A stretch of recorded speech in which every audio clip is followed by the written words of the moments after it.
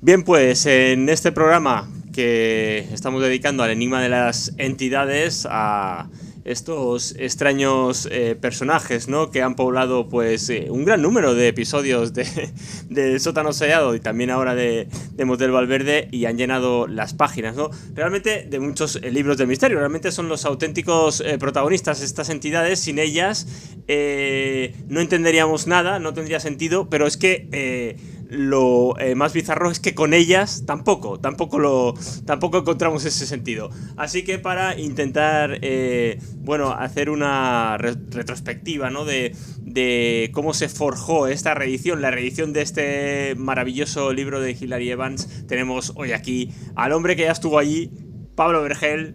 Bienvenido. Hola, Daniel, un placer de nuevo volver al motel. Ya sabes que aquí tienes una suite con vistas al Uritorco. Motel Dash, Motel Dash. Hotel Dusk. Bueno, Pablo, Enigma de las entidades, ¿no?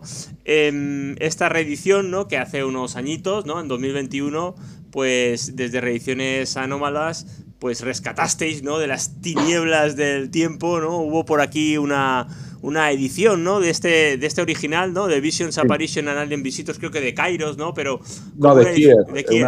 en Argentina, una edición Sí. argentina. Una edición argentina. Y bueno, un libro que se merecía, ¿no? Regresar al presente con además una espléndida traducción y una maravillosa puesta en escena.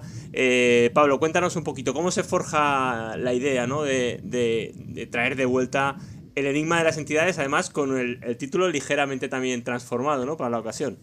Sí, bueno, yo realmente este libro lo descubrí como yo creo que algunos más, algunos tantos otros, en una de estas meriendas forteanas que organiza Moisés Garrido Sí, sí. y que ya sabes que bueno, ahí siempre hay una avalancha de libros, ¿no? Empiezan A caer de a las descolgar estanterías, sí, sí, libros sí, como sí. una catarata y cuando sales de allí, pues tu presupuesto, tu futuro presupuesto del mes se va a tambalear, ¿no? Porque bueno, Moisés tiene una excelente biblioteca, un excelente criterio y bueno, a mí me descubrió a Hilary Evans y bueno, pues me dio a conocer a un autor que realmente creo que quizá, y esto es algo que Moisés ha dicho por activa y por pasiva, debería haber corrido mejor suerte, ¿no?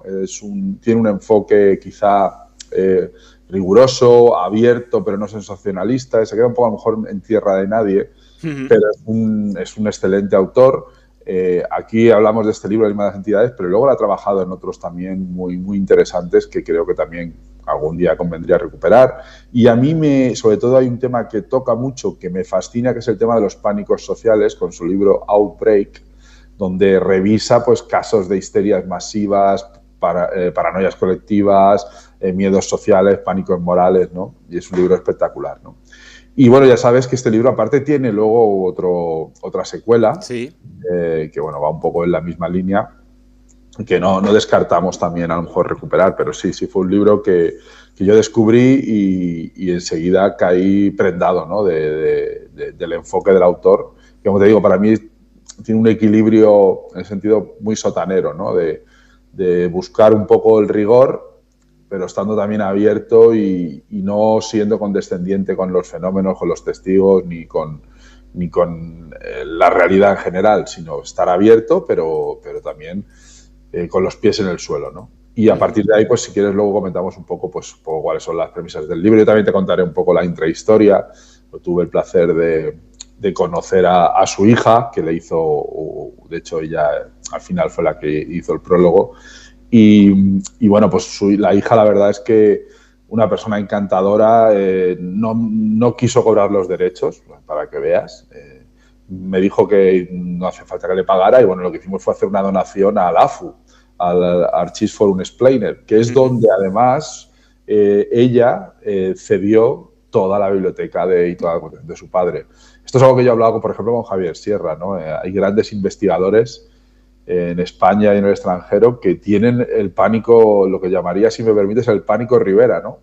Que es que tus hijos acaben, bueno, tú sabes, yo sé de gente, nuestro amigo Tenza, tiene libros de segunda mano con el ex libris de Rivera, o sea que toda la biblioteca de Rivera cuenta las malas lenguas que fue o mal vendida o incluso acabó en la basura, ¿no?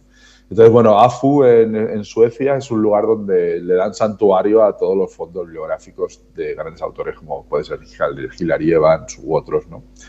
Y bueno, hicimos una donación a la AFU y nos permitieron publicar el libro, y aparte es muy curioso porque luego aparte es una de las hipótesis que él trabaja para explicar un poco qué puede haber detrás de las entidades. Hilary Evans y su mujer fueron pioneros en crear un banco de imágenes. Empezaron a recopilar fotos que las utilizaban, luego el Mary Evans Library es una de las más famosas del mundo, y de hecho aparte fueron tan amables que me dijeron, mira, todo el catálogo nuestro está a tu disposición para reeditar el libro. Entonces me permitieron, vamos, reeditar el libro, utilizar las fotos y nada. Bueno, pues a mí me hizo mucha gracia también que hiciera el prólogo su hija, ¿no? Porque ya no sabía qué decir, pero imagínate tener de padre a Hilary Evans, ¿no? De tener a un ufólogo, un investigador de lo paranormal, ¿no? Y pues tuvo ese encanto, ¿no? Y bueno, esperamos haber hecho honor al libro de Hilary Evans. Ahí está, sí. Hoy en día que está lo del Google Pictures y todo eso, pero en su época esto fue, bueno, de hecho sigue siendo un referente absoluto de banco de imágenes. Sí, porque además, Pablo, él también, bueno, se dedica al mundo del marketing, ¿no? Hilary Evans. Y acaba también, pues, un poquito también a lo Moisés Garrido, ¿no? Empieza también a archivar, a realizar una recopilación metódica, ¿no? De hecho, a él incluso le encargan hacer alguna compilación en el Reino Unido, ¿no? De casos de anuncios y de ovnis, ¿no? Por ejemplo, una enciclopedia.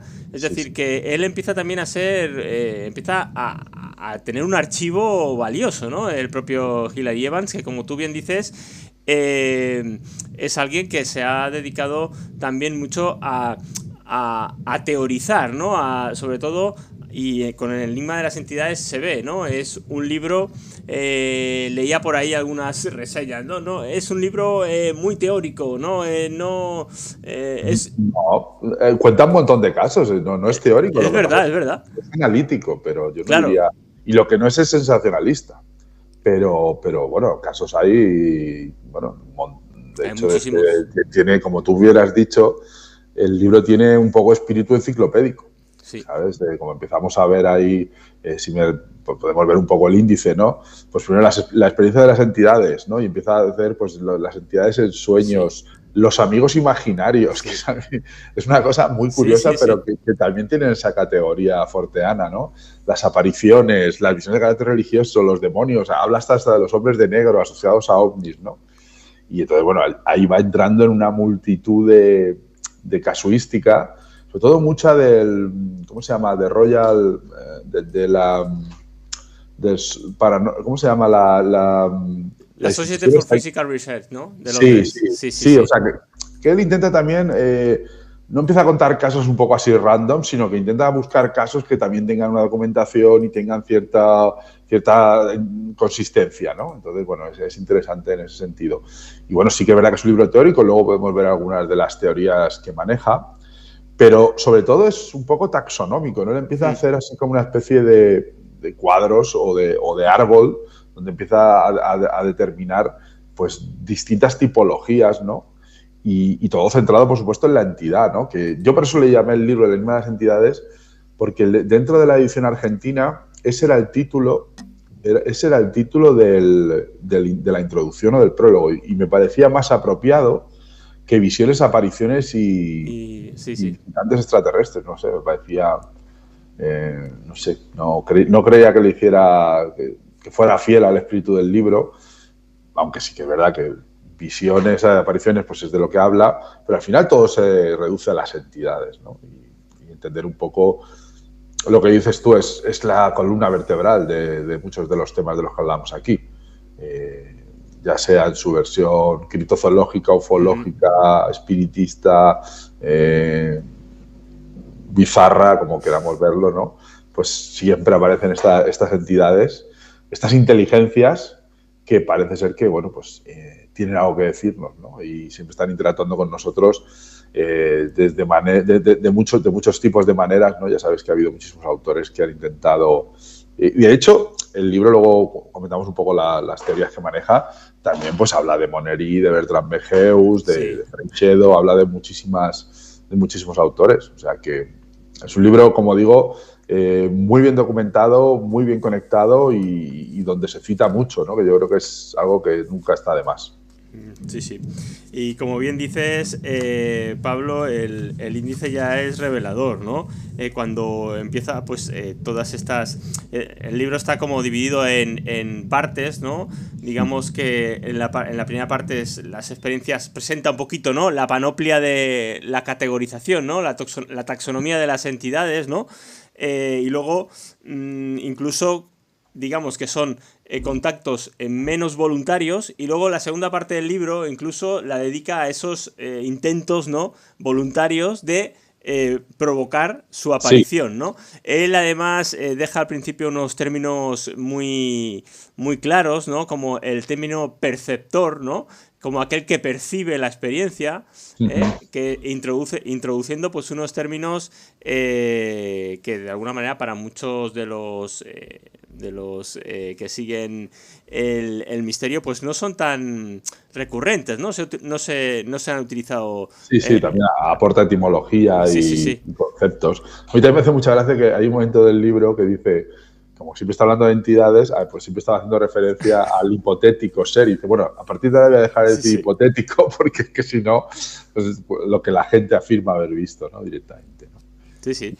Y efectivamente, como bien decimos, luego hay incluso al final, el final del libro, creo que hay algunos, digamos, capítulos que son,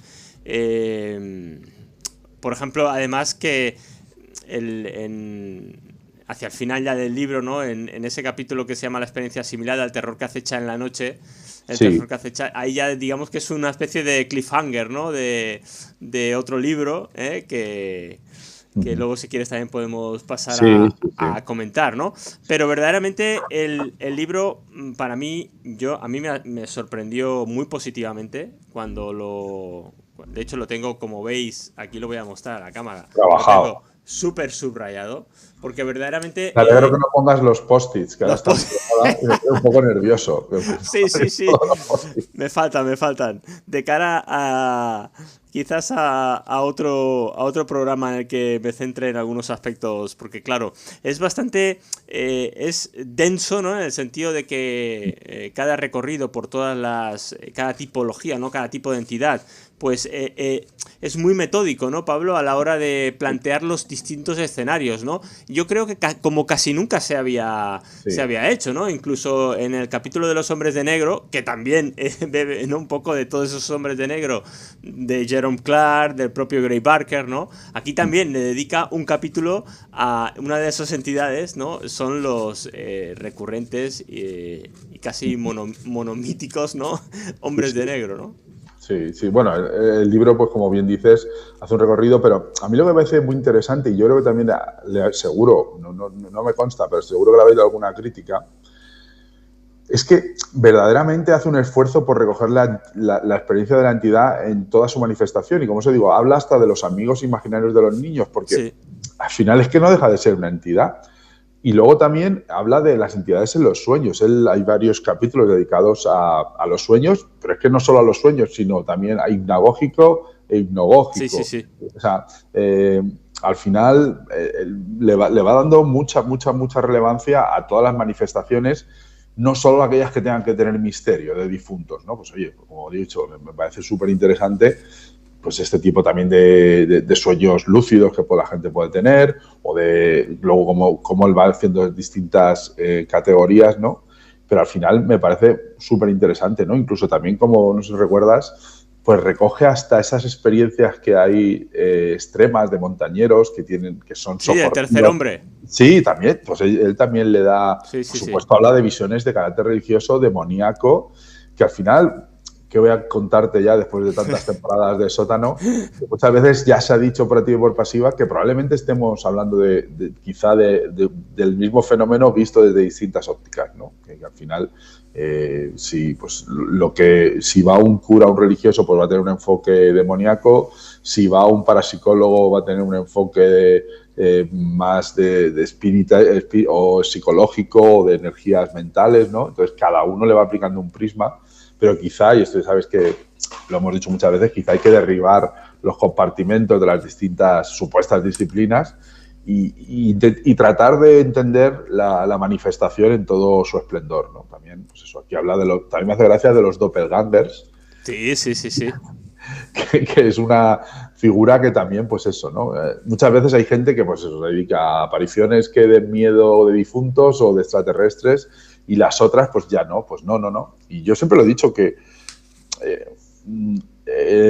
como bien sabes, a mí me fascina mucho la hipótesis, sobre todo la hipótesis ufológica, que por ejemplo está trabajando muchísimo Néstor Berlanda.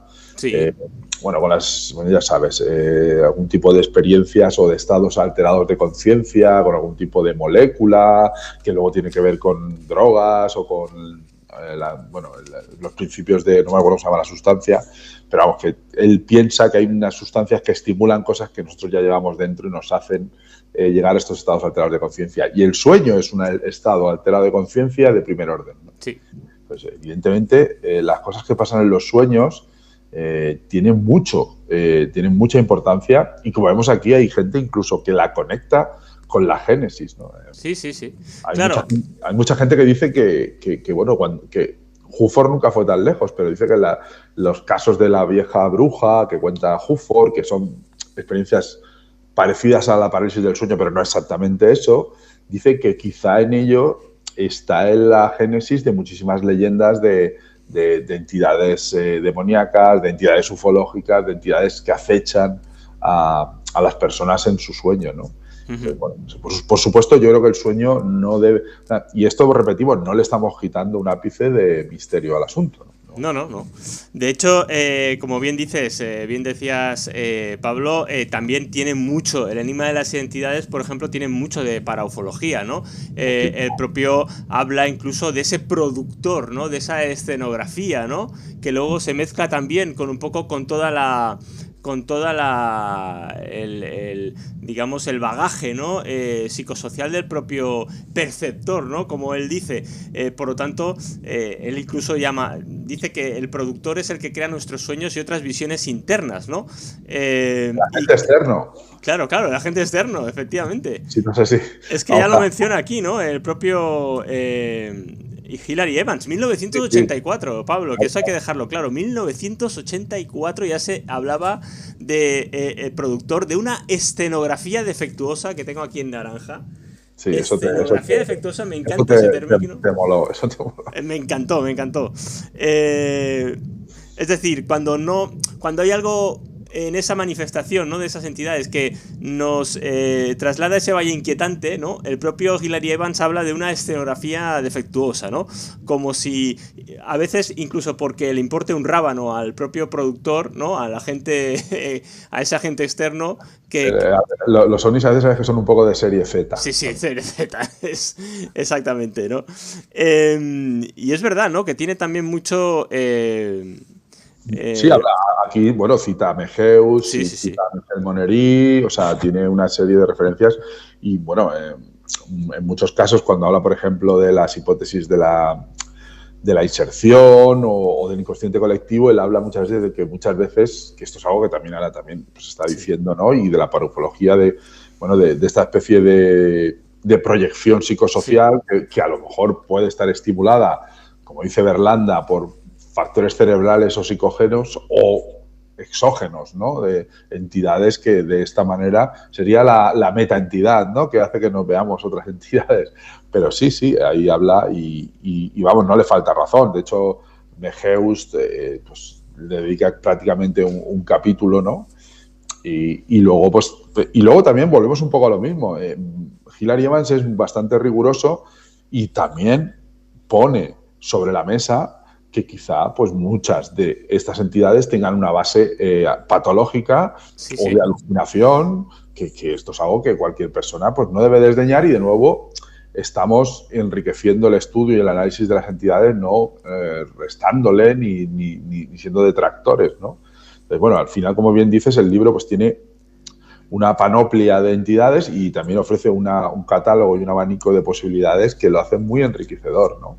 Claro. Y luego, todo, que lo estamos dejando un poco de lado, esta idea también de las entidades en su aspecto más de respuesta a estímulos humanos, ¿no? Las experimentales, ¿no? Que también habla pues un poco de los egregores y de criaturas que son invocadas, bueno, pues distintas cosas que también son bastante interesantes. Las formas pensamiento, ¿no? También habla de las formas pensamiento, efectivamente.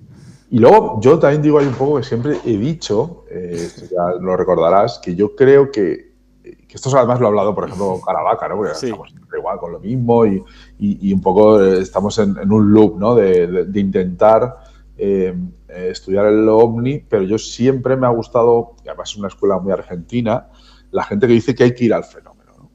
Y para ir al fenómeno probablemente habría que empezar a inducir ciertos estados, que puede ser a través de la meditación extrema o del uso de ciertas sustancias, donde, y esto es algo que Berlanda también, por eso digo que para mí es la corriente que más me interesa, es lo que se llama planificar los encuentros, ¿no? Intentar alcanzar ciertos estados que nos propicien ir nosotros al fenómeno ovni, no esperar a que el fenómeno ovni se manifieste e intentar sacar conclusiones de ahí, sino, bueno, pues intentar nosotros acercarnos al fenómeno, ¿no?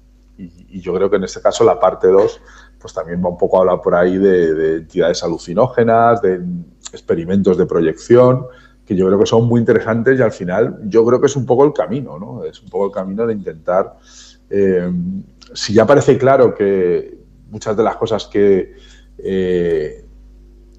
con las que, bueno, con las que hemos trabajado o que hemos estudiado o que nos han fascinado, como pueden ser los ovnis, las apariciones, pues parece que existe una correlación con ciertos estados alterados de conciencia. Yo creo que eso ya a día de hoy parece bastante demostrado. Pues quizás es el momento de potenciar esos estados alterados de conciencia, que no dejan de entrañar sus riesgos, pero por eso digo, yo creo que ese es un poco el camino que debemos trazar, porque el otro es estar a merced del caso, ¿no? Que aparezca un caso random o lo que sea y que no exista ningún tipo de control de la experiencia. Efectivamente, y justamente en ese capítulo de las entidades como apariciones, el propio Hilary Evans lo deja bastante claro, ¿no? Él dice, literalmente, podemos conjeturar que el perceptor, es decir, el testigo, necesita estar en un estado mental específico para percibir una aparición, aunque de ningún modo pueda participar activamente para hacer que ésta se manifieste, ¿no? Es decir, que evidentemente... Inducir es un poco la palabra, ¿verdad? Exactamente, ¿no? Y por eso también esas entidades, ¿no? Todas esas experiencias también en el trance del sueño, ¿no? En esos fenómenos que se dan de duermevela, ¿no? Él habla de la visión de rostros, de voces, las famosas shadow people, ¿no? Que también daría para otro programa, es puro folclore, ¿no? Incluso actual, ¿no? Los enlutados exactamente. Y luego también habla también algo que yo también lo tengo súper subrayado del libro, es el aparente absurdo, ¿no? del mensaje, ¿no? Porque cuando surge la ocasión, ¿no? En ese estado alterado de conciencia, o cuando surge la ocasión, la entidad se manifiesta, pero luego él siempre pone el ejemplo de la tía Inés, ¿no? La tía Inés que se aparece, pero dice que luego es un poco decepcionante, ¿no? Que no dan mucha más información, que no hay un trasvase de información útil, es decir, se logra un prodigio, ¿no? Un auténtico prodigio, que es el de aparecerse a una persona, ¿no? Y luego aparentemente hay un mensaje o banal, o fútil, o absurdo, o ridículo, o no tiene continuidad en el tiempo. Con las psicofonías pasa un poco lo mismo, ¿no? Sí. Eso me recuerda mucho a la cita de John Keel, que decía, estoy esperando que los extraterrestres me cuenten algo que no sepa. Es verdad. Muchas veces, pues sí, como dices tú, es un poco la banalización del fenómeno, ¿no? Que dices tú, se consigue una sublimación de efectos especiales, pero se ve que el guión no... La huelga de guionistas del superespectro no, no permite que vaya más allá del tema, ¿no? Porque sí que es verdad que no hay... Pero yo siempre...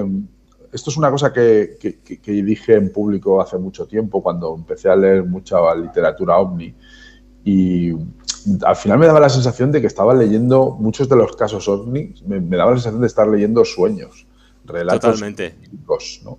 Totalmente. Y al final me llegaba a un punto en el que perdía un poco el interés en la casuística, aunque hay casos fabulosos que a todo el mundo nos fascinan, ¿no? Pero llegaba un momento que me daba un poco igual, era todo como muy arbitrario. No. Entonces, quizá el que en este libro se le dé tanta importancia al sueño no tanto como, no estamos hablando de como crítica o falta, sino como ese estado alterado de conciencia que hace que el relato del mismo, de la experiencia, también sea un poco caótico y sea un poco... Claro, luego volvemos al punto de cuando nos encontramos con casos colectivos, ¿no? Que eso es un poco la pregunta que mucha gente te hace y ahí es cuando te quedas un poco fuera de juego, ¿no? Pero los casos colectivos suelen ser escasos, ¿eh? Y su alta extrañeza suele reducirse bastante. Es como si existiera una correlación. Los casos de mayor alta extrañeza suelen tener una experiencia muy individualizada. Y los casos muy colectivos, pues sí, evidentemente pues, existen avistamientos y apariciones, pero no es tan habitual. De hecho, en este libro la mayoría de los casos, casi te diría que muchos de ellos son tête-à-tête, no son tanto colectivos, ¿no? Fátima, 1917, ¿no? Sí. Otros casos que es que cuesta. Habla bastante de Bernadette, ¿no? Subirú de Lourdes, ¿no? Un poquito la piedra angular, ¿no? De todos los casos de apariciones marianas, que también a las que también dedica un capítulo bastante jugoso en el libro, y que ya también pues deja entrever unas ideas muy magonianas, ¿no? Muy Jack Valerianas, ¿no? Muy feéricas también, que en el libro las entidades como folclore, las hadas, todo eso, que bueno, además lo tengo todo muy fresco porque acabo de oír el sótano sellado fotografiando hadas, como ya sabes. Arqueología. Estoy hecho un Indiana Jones del podcast y me dedico a adentrarme en templos peligrosos llenos de trampas, que son los programas del sótano de tiempos inmemoriales, ¿no? Y acabo de escuchar el de fotografiando hadas. Eso es mejor dejarlos bajo el permafrost. No, hay que entrar. A ver si vamos a despertar algún virus. A la cosa de Carpenter. Pero, yo hace poco, hace poco tuve la suerte de... Escuché a Callejo en vuestro programa de hace unos años, pero hace poco vi una charla de Callejo que fue verdaderamente brutal, ¿no? Sobre el fenómeno feérico, sobre las fotos y sobre otra foto que tú también hablas en el programa, que es la más bizarra. Y bueno, al final parece que hay un tipo de entidades ahí que también elementales... muy interesantes, que bueno, al final volvemos un poco a lo mismo, ¿no? Quizá muchas veces estamos dándole vueltas a ciertas romantizaciones. Callejo ahí es muy... lo explica muy bien, como que algunos artistas incluso han hecho representaciones de las hadas y son formas fractales, muy caóticas, muy geométricas, ¿no? Que no tienen nada que ver con las hadas de Cottingley. Con las hadas de Cottingley, que es una idealización y una romantización, ¿no? Entonces, bueno, ahí también me interesa mucho ese magma forteano que alguna vez he hablado yo, que está en gestación y se transforma, y que muchas veces yo creo que al final el perceptor lo acaba fijando y dándole formas más reconocibles, pero quizá estamos ante cosas mucho más abstractas que bueno, que nosotros al final acabamos interactuando con ellas y dándoles forma, porque es la única manera que entendemos, ¿no? de eso. Y luego me interesa mucho el tema que esto es algo que mucha gente ha hecho la reflexión desde lo extraterrestre, es decir, ¿por qué los extraterrestres son humanoides? Que ya creo que, bueno, da bastante que pensar, pero también porque las entidades son humanoides. Exacto. Muy curioso. ¿Por qué no se materializan de esta manera, ¿no? ¿Y con qué propósito, no? Sí, yo siempre digo en un prólogo que hice una vez sobre un libro de ufología de Hadoga, que hablaba del fenómeno ovni como ventana o espejo, ¿no? Me parecía que era un poco la reflexión que hacía, si estábamos ante una ventana o ante un espejo, ¿no? Que quizá, bueno, ya sabes que mucha gente, pues la parafología también pues es un poco darle la vuelta, ¿no?, al telescopio donde intentamos ver los ovnis y ponerte a mirar a ti mismo, ¿no? Es cambiar un poco el sentido de la lente y poner el foco en ti mismo, ¿no? En el perceptor o en el testigo o en el sujeto, ¿no? Que testigo es una palabra que dentro de la ufología también creo que habría que... Sí. Perceptor. Sí, no, porque el testigo parece que yo creo que tenemos un rol muy activo, ¿no? Como también dice Caravaca u otros autores, ¿no? Tenemos un rol muy activo y ser testigo parece simplemente que estás, bueno, pues estás maravillado ante una... Pero no, probablemente tengamos algo de proyector, ¿no? También. Sí. Ahí, de hecho, Hilary Evans habla de una alianza entre el perceptor y el productor, ¿no? Que forma un equipo para plantear una representación conjunta, ¿no? Que dice se manifiesta en la mente consciente del perceptor una realidad simulada, ¿no? Sí. Es decir... Esto también me recuerda mucho una metáfora que hacía Jacques Vallée, que ya Jacques Vallée, bueno, que te voy a contar, ¿no? Pero hablaba que con el fenómeno OVNI mucha gente... Él le daba la impresión de que la ufología o los ufólogos estaban encerrados en un cine y que estaban todo el rato intentando cazar las imágenes que se proyectaban, pero que nadie estaba yendo al proyector, que nadie estaba yendo al cuartito, ese cuartito que tú y yo bien conocemos gracias a Gabriel Gómez, donde se encierra el demiurgo, el dios menor, que está allí proyectando, ¿no? Y al final, pues muchas veces estamos... que si el ovni tenía 4 patas, escalerilla, que si el cinturón, que si el mono plateado, bueno, queda igual. Es que hay que ir al proyector, ¿no? Exactamente. Claro, efectivamente. Y uno cuando,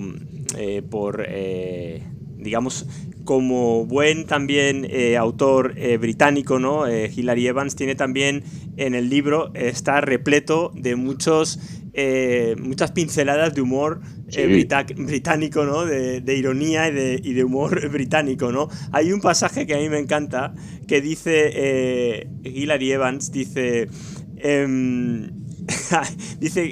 porque claro, aquí cuando habla de estas manifestaciones pues más, digamos, puramente más típicas de lugares encantados, ¿no? Las entidades de estos famosos más de caserón victoriano, ¿no? Un poco más estas manifestaciones. Sí. Él, incluso uno cuando te acercas a este capítulo, si lo trasladas de alguna manera, trasladas ese escenario al escenario donde digamos, pues se forja la fenomenología OVNI, tiene muchas semejanzas, ¿eh? De hecho, él incluso llega a hablar de la teoría del impostor, es decir, que la propia criatura que se aparece, ¿no? La aparecida no es la persona íntegra del difunto, sino un impostor, ¿no? Que también de eso hemos hablado en el fenómeno OVNI, ¿no? De esa teoría del disfraz, ¿no? Lo hemos hablado en muchas ocasiones, ¿no? Y él dice que por qué, se pregunta, ¿no? ¿Por qué? Bueno, dice que es desconcertante, ya lo hemos dicho, que los aparecidos raras veces se comportan con inteligencia, que a menudo todo lo que hacen es dejarse ver, que deberían estarse desplazando, ¿no? Supuestamente hacia planos superiores en ese otro mundo, pero por alguna razón todavía están aquí en la Tierra. Y a mí me viene a la mente, Pablo, ese ovni escacharrado, ¿no? Que no puede despegar, que sigue atado aquí a la tierra y monta también una especie de escenografía, ¿no? Que pide, está reparando no sé qué, viene a por una pieza. Sí.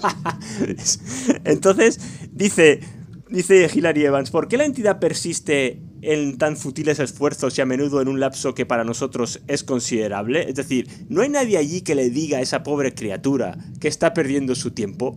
¿Por qué se les confiere a los espíritus de los difuntos esta capacidad para efectuar este género de visita recurrente si realizándola consiguen tan escasos efectos? Dice, sería poco amable llamar estúpidos a los espíritus, pero ciertamente parecería que los aparecidos no retuvieran más la plena facultad racional que sus originales vivos poseían. Dice, a no ser, y esta ya no es una sugerencia enteramente frívola, que los originales de los aparecidos fueran estúpidos en vida y no hubieran cesado de serlo al trasladarse a un plano superior de la existencia. Lo mismo hemos dicho muchas veces de los tripulantes de los ovnis, Pablo. Sí. Estos embajadores del desconcierto o adalides del desconcierto que se dedican.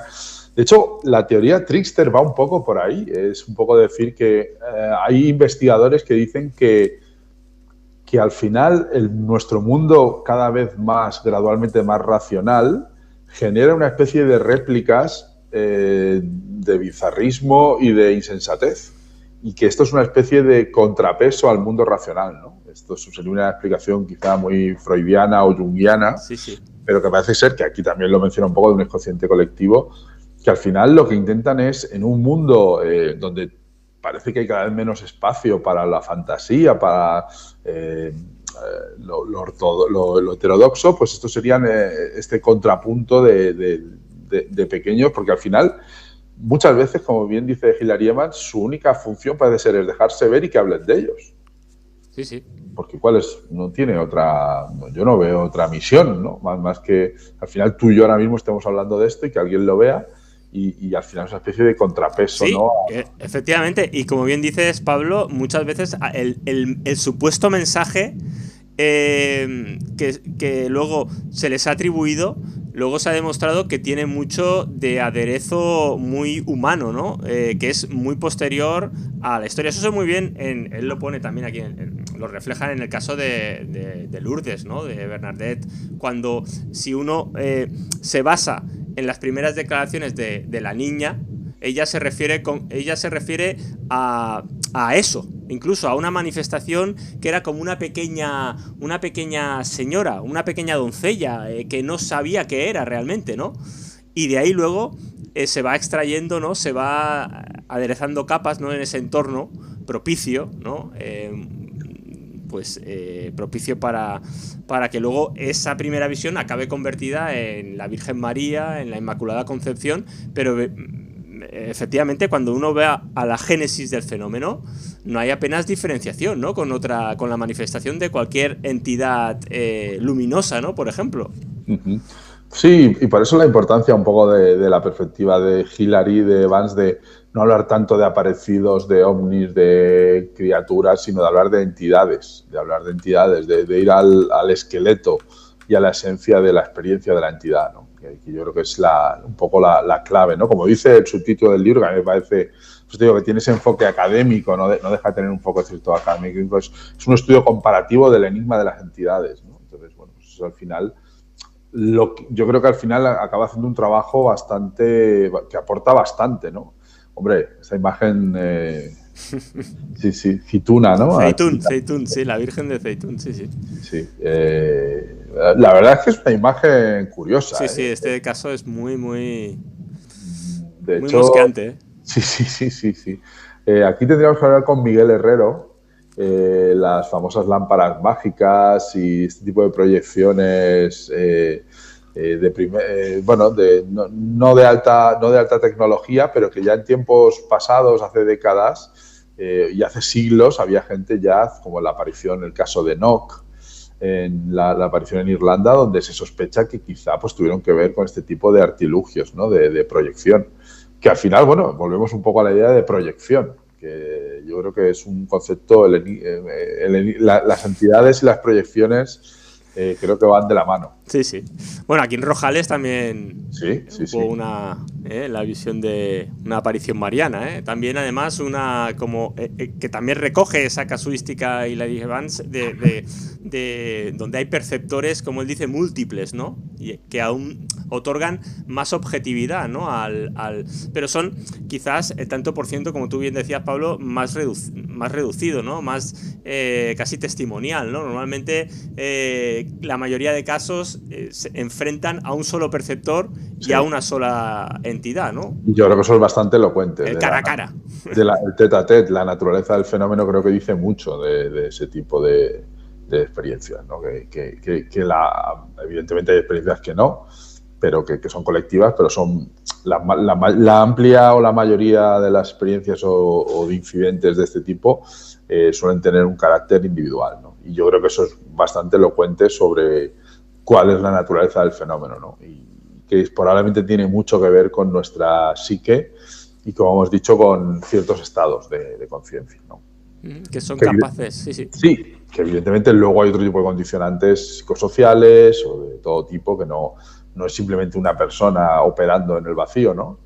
Evidentemente, luego, como hemos dicho, siempre que se produce en distintos lugares como un fenómeno que se produce de manera tan reconocible por muchos distintos testigos, nos vienen a la mente dos hipótesis, o bien es que la gente está viendo lo mismo, o que hay una especie de contagio o de que se difunde una manera de entender el fenómeno o de interpretar ciertas situaciones que hacen que se reproduzcan ciertos patrones, ¿no? Y tampoco hay una respuesta clara, o yo no la tengo por lo menos. Sí, sí.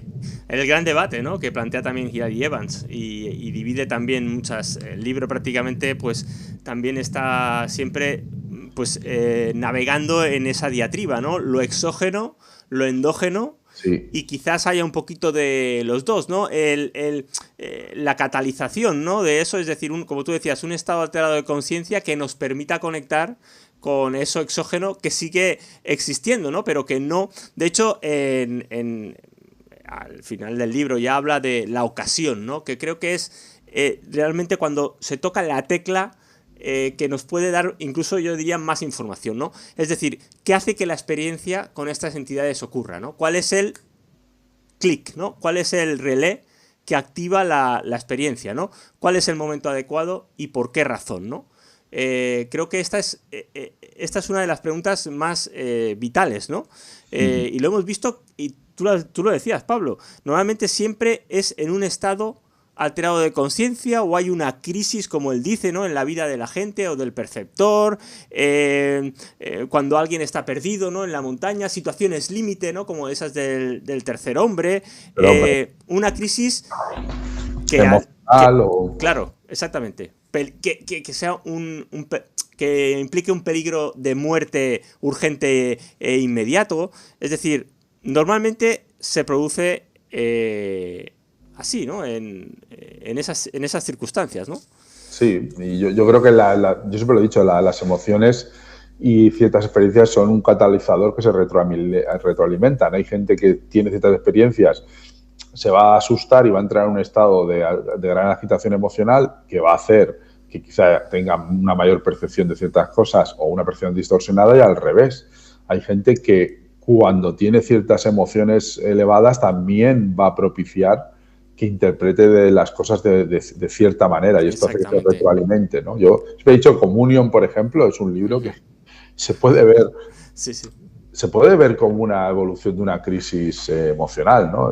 Hay un tema de shock, ruptura, duelo, aceptación, integración, totalmente, ¿no? Y quizá, pues, van muy de la mano también, ¿no? Van muy de la mano, y yo, por ejemplo, pues, por experiencias personales, he llegado a tener cierto tipo de sensaciones que es cuando tienes cierto tipo de estado de agitación, se potencian de tal manera que, bueno, puede ser llegar a pensar verdaderas, o sea, que estás sufriendo algunas dolencias y tal, o sea, que nuestra, por así decirlo, se condiciona muchísimo nuestras emociones, nuestras percepciones y viceversa, ¿no? Sí, sí, totalmente. De hecho, Pablo, fíjate lo que dice aquí Evans, que prácticamente, pues, es definitivo y definitorio, ¿no? Dice que al respecto de que la causa, pues, o sea, que digamos que la necesidad en la mente del perceptor, ¿no?, sea la causa directa de una visión, cuando ya estamos en esa situación, ¿no?, en la que el vaso, como dice, la última gota ya ha hecho rebosar, ¿no?, nuestra carga mental, nuestra carga psíquica, emocional, ¿no?, cuando ya rebasa. Dice Hilary Evans que no está diciendo que eso sea la causa directa de que se provoque la visión, ¿no?, como cuando uno entra en esos ataques de pánico, ¿no?, donde incluso la percepción de la realidad se deforma, ¿eh? Yo eso también lo he vivido, ¿eh?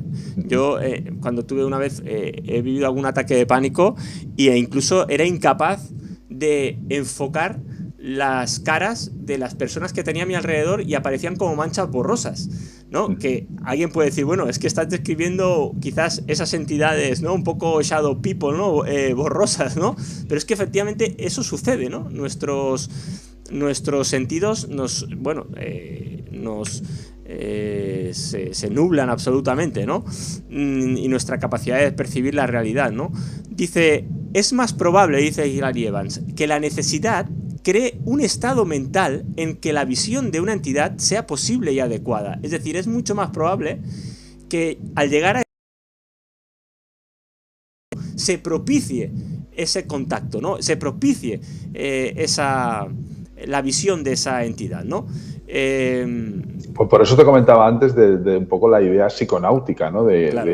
De ir al fenómeno, de quizás el camino es empezar a experimentar ciertos tipos de estados y ver si podemos interactuar pues, con cierto tipo de entidades, pues igual que ocurre en las llamadas experiencias de abducción, en las apariciones, podemos llegar a reproducir eso a través de la meditación, de la ingesta de ciertas sustancias. Bueno, yo creo que es un camino muy interesante y de hecho te recomiendo a ti y a todos vuestros oyentes el último libro que ha publicado Néstor Berlanda, por Guante Blanco, que ahora mismo no lo recuerdo, que a mí me parece que es la mayor aportación que se está haciendo en estos momentos a este tema, ¿no? Al tema, bueno, ya sabes que dentro de la idea de Berlanda de la ufología, pues es una ufología paraufológica muy abierta, donde mezcla con folclore, mezcla con otro tipo de entidades y, bueno, para Berlanda pues, no tiene nada que ver la ufología con la hipótesis extraterrestre, sino que al final es que estas entidades, evidentemente, parece ser que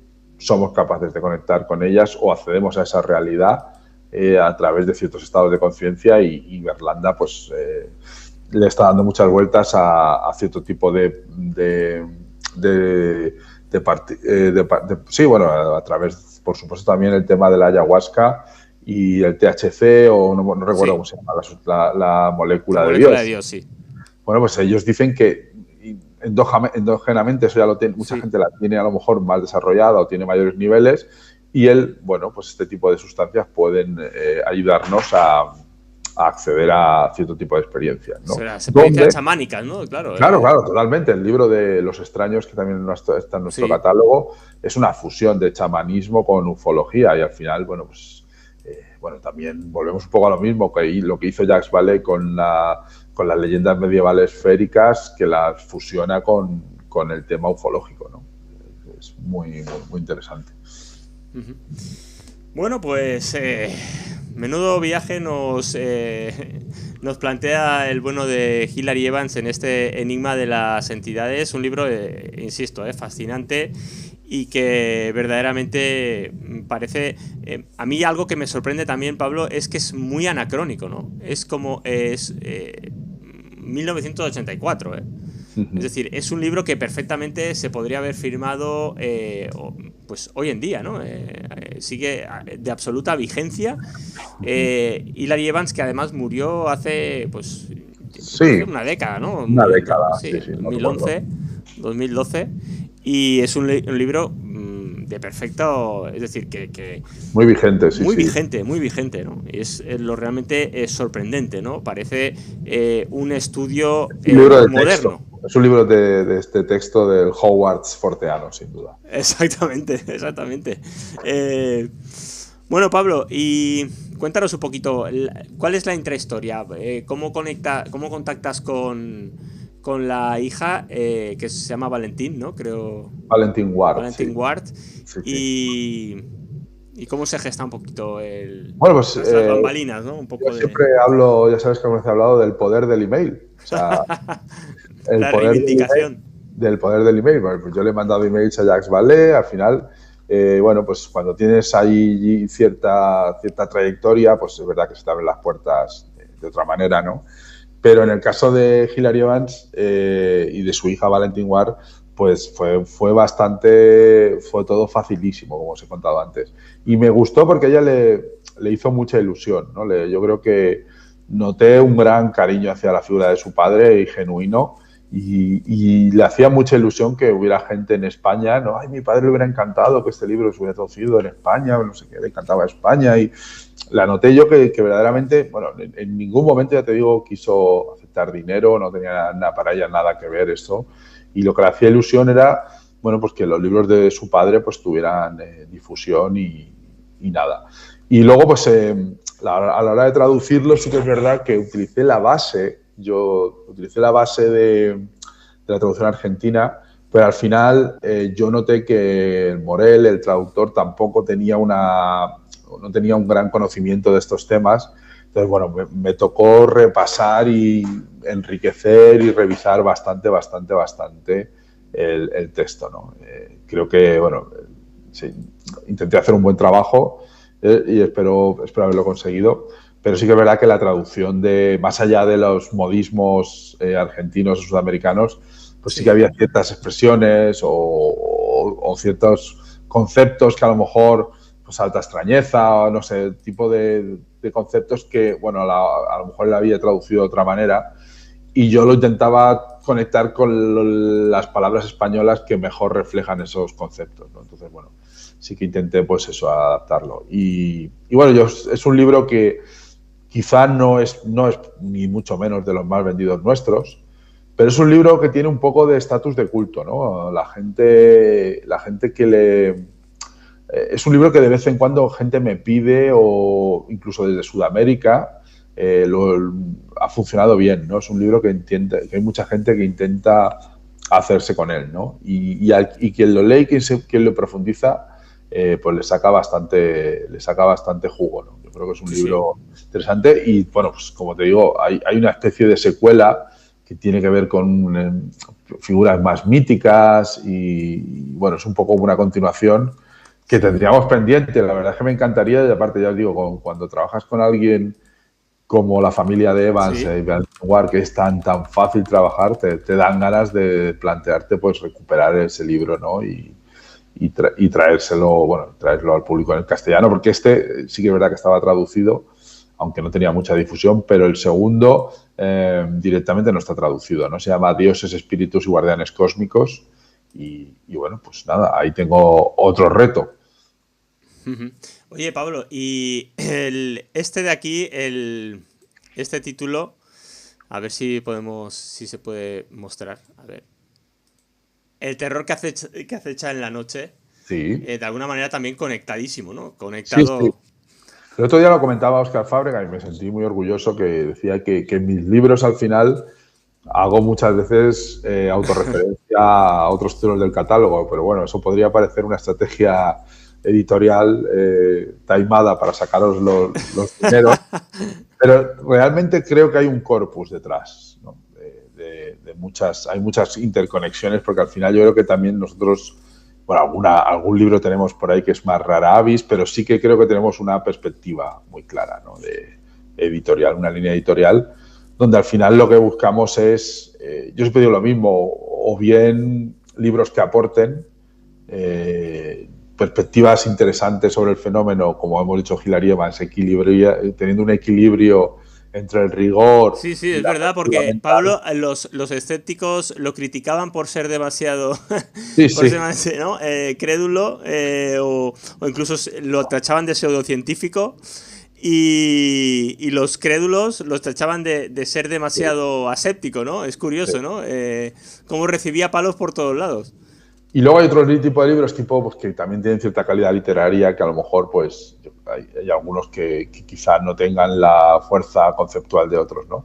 Luego, si te fijas, me gusta mucho la portada, estoy bastante orgulloso de la portada del Terror que acecha en la noche. Es una especie de reinterpretación de la famosa obra, que no recuerdo el título, pero que, bueno, ahí hay una especie de experiencia de vieja bruja y le añadimos pues a Freud, al extraterrestre, al propio caballo, las maras, al enlutado que aparece por detrás, más arquetípico imposible, ¿no? Y al final como que ese despliegue, ¿no?, de entidades también, que tiene que ver un poco con el libro. Y ya te digo, este es un libro que este es un libro puramente académico, ¿no? David Hufford es folclorista que se dedica a estudiar el fenómeno de la vieja bruja y empieza a hacerlo con una comunidad de pescadores en Terranova, ¿no? Y a partir de ahí pues va dándose cuenta de que en Estados Unidos hay gente que está experimentando cosas muy parecidas. ¿Y cómo se da cuenta de ello? Porque un día da una pequeña charla en un programa de radio contando las experiencias de esta comunidad pesquera en Terranova y de repente muchísima gente le empieza a escribir, no, es que eso es exactamente lo que a mí me pasa, ¿no? Entonces ahí se da cuenta de que existe una realidad, ¿no? Que él tampoco acaba... De hecho, me hubiera gustado, por supuesto, siempre que escribo un libro, En caso de Hilary va a ser imposible. Intento que el prólogo, pues el autor a lo mejor pues haga un prólogo actualizando, pero con Huford fue imposible acceder. Pero a mí me interesaba mucho porque en este libro no se le presta mucha atención al boom que hubo luego de las experiencias de visitantes de dormitorio. Y yo me interesaría mucho ver qué tenía que decir Huford, ¿no? De hecho, bueno, yo en el prólogo intento mencionarlo, que el prólogo lo he escrito yo del libro. Así no... yo me lo uso, yo me lo como. Y no me lío mucho. No, pero bueno, sí que es verdad que también como sociólogo me interesaba, ¿no? De darle, bueno, pues otra perspectiva, ¿no? al libro. E intento conectarlo con ese tema porque me parece muy interesante, ¿no? Yo creo que detrás de la gran explosión de casos de visitantes de dormitorio que hay después de comunión, este fenómeno tiene mucho que ver. Sí. Tiene muchísimo que ver.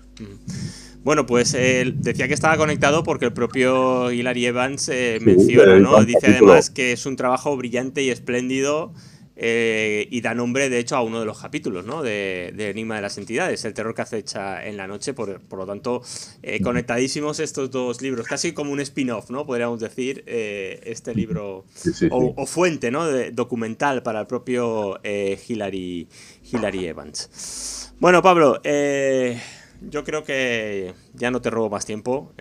No, un placer siempre aquí en el motel. Como pone tu cartel, aquí estamos abiertos 24 horas. Sí. Fíjate que ahora acaba de suceder un fenómeno de desdoblamiento, porque te veo ahora mismo que se ha paralizado la emisión. Y yo veo Split Broadcaster. Veo una especie de anuncio. ¿Sí? Sí. Pues yo no veo absolutamente nada. Eso, yo creo que el Super Espectro ha decidido que por hoy es suficiente. Espera, que ahora te veo, volvemos. Ahora te veo. Ahora, ha habido ahí como una inquietante... Bueno, y también habla Hilary Evans de los sliders, ¿no? Es verdad, de los apagafarolas. Bueno, sí, es un caso... No, él habla también de la hipótesis de la inserción. El proceso sí, es verdad. Sí. Y de los apagafarolas, ¿eh? De hecho, él tiene un libro sobre el fenómeno de los sliders, de los... Que tú también lo trabajaste con la gente que aparca a tu lado. Totalmente, de los parking watchers. Pero sí, hay fenómenos concomitantes. Mira, el libro tengo que hacerme con él. Sliders, el enigma de las interferencias... De las luces de la calle, de las farolas. Hombre polifacético, además tenía también pues y luego el de Outbreak es súper recomendable, es un libro, el de los pánicos sociales, es muy recomendable. Pánicos sociales, Outbreak se llama. Outbreak. Y lo escribe con otro coautor y bueno, pues yo de hecho lo he utilizado, la enciclopedia del carácter de las conductas sociales extraordinarias, ¿no? Qué título. Y habla de... ¿Qué portadaza? Sí, habla de muchísimos casos pues, de leyendas urbanas. Yo, de hecho, lo he utilizado para documentarme, pues, el famoso fantasma acuchillador de Taipei. Luego también... Es muy de terra incógnita, Sí, hombre. Esto es muy... Lo de las cruzadas de niños también sale aquí.